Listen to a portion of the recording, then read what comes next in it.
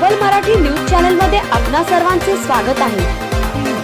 आणीबाणीचा इशारा जारी। 29 एप्रिल ते 12 मे पर्यंत सकाळी 10 ते दुपारी 3 या वेळेत कोणीही बाहेर, विशेषतः मोकळ्या जागांमध्ये जाऊ नये। हवामान खात्याने सांगितले आहे की तापमान 45 अंश सेल्सिअस ते 55 अंश सेल्सिअस पर्यंत वाढू शकते। जर कोणाला श्वास घेण्यास त्रास होत असेल किंवा अचानक अस्वस्थ वाटत असेल तर तात्काळ डॉक्टरांचा सल्ला घ्या। योग्य वायुविजनासाठी खोल्यांचे दरवाजे उघडे ठेवा। मोबाईल फोनचा वापर कमीत कमी करा। अतिउष्णतेमुळे स्फोट होण्याचा धोका आहे, काळजी घ्या आणि ही माहिती इतरांना कळवा। दही, ताक आणि विड्याच्या पानांचा रस यांसारखी थंड पेये भरपूर प्या। अतिशय महत्त्वाची माहिती, नागरी संरक्षण विभाग जनतेसाठी आणि रहिवाशांसाठी खालील सूचना जारी करत आहे। येत्या काही दिवसात तापमान 47 अंश सेल्सिअस ते 55 अंश सेल्सिअस पर्यंत वाढण्याची शक्यता आहे।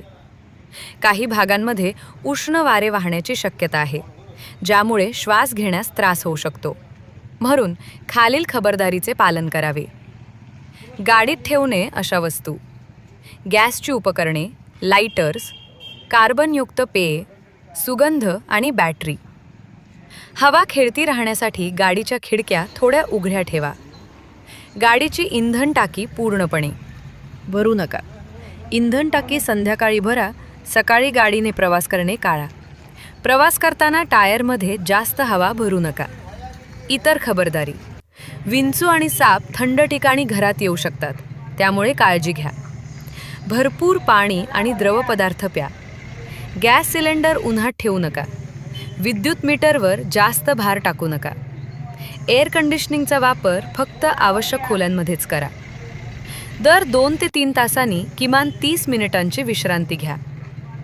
जेव्हा बाहेरील तापमान 45 ते 47 अंश सेल्सिअस असेल तेव्हा AC 24 ते 25 अंश सेल्सिअसवर सेट करा। सकाळी 10 ते दुपारी 3 या वेळेत थेट सूर्यप्रकाश टाळा।